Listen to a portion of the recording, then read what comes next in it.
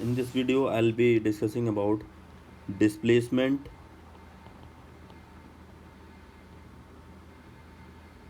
and acceleration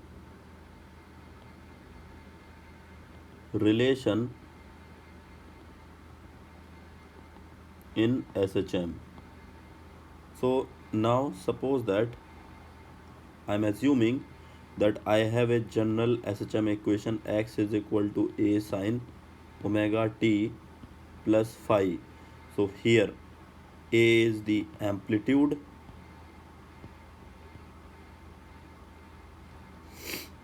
omega is angular frequency,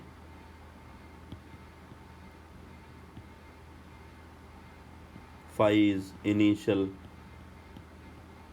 phase angle. Okay, and of course this x is the displacement of the particle from mean position. Correct.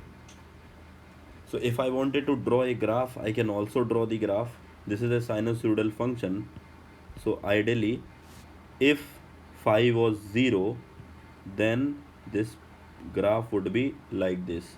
Now here phi is not equal to 0. If then of course if you put at t is equal to 0, so I am starting from this axis as t, so this is t is equal to 0. Correct.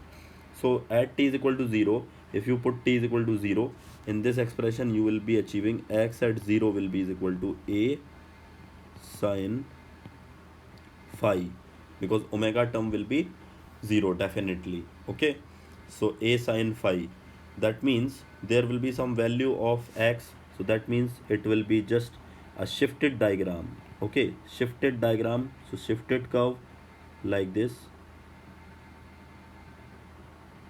and of course this is like this,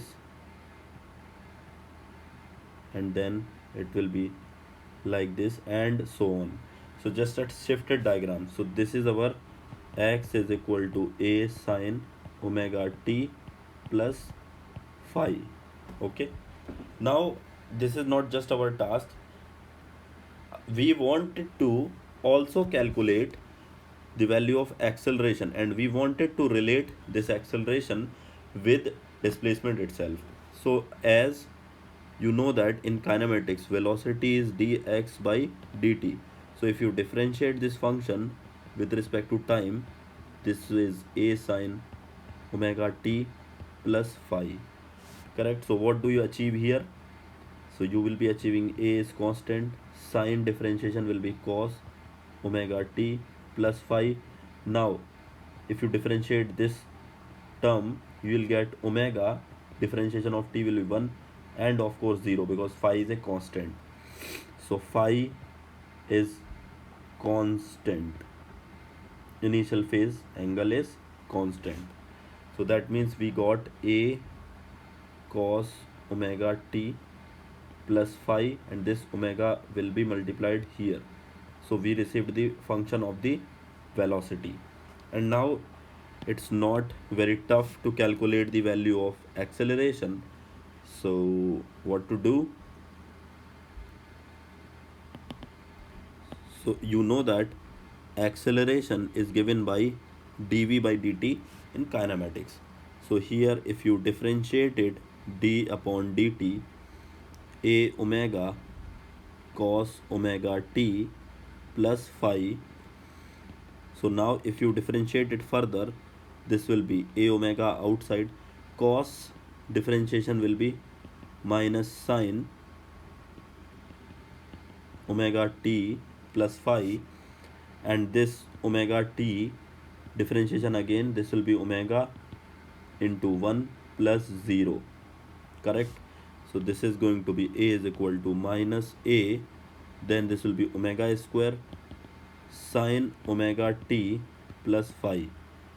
Now interestingly, what I can do here, I can rewrite it minus omega square, and I can write this term with a sine omega t. Now clearly see this term, a sine omega t.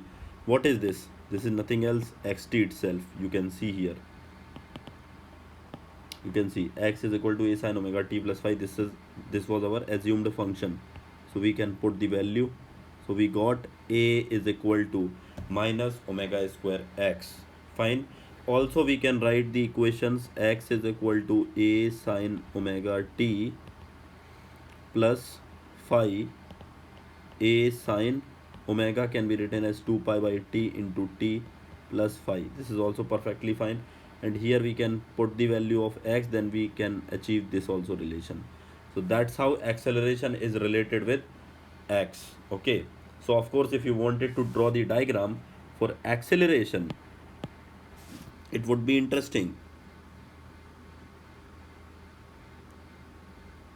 Acceleration function is sinusoidal, right? So a is proportional to minus x. That means x, actually x was positive at t is equal to 0, but acceleration will be negative. Obviously we cannot say here this distance was amplitude, right? Because it can maximum displace up to this, so a and minus a, but here it is not right to say. So acceleration can be maximum minus omega square a. So that means it is starting from here, okay, starting from here and going like this, and then further coming like this, and then going like this. Obviously it's a sinusoidal function, but starting from negative side. Okay, so this is acceleration as a function of time and its graph. I hope that you are very clear these conversions and relation with displacement x and acceleration, okay, in SHM. Yeah.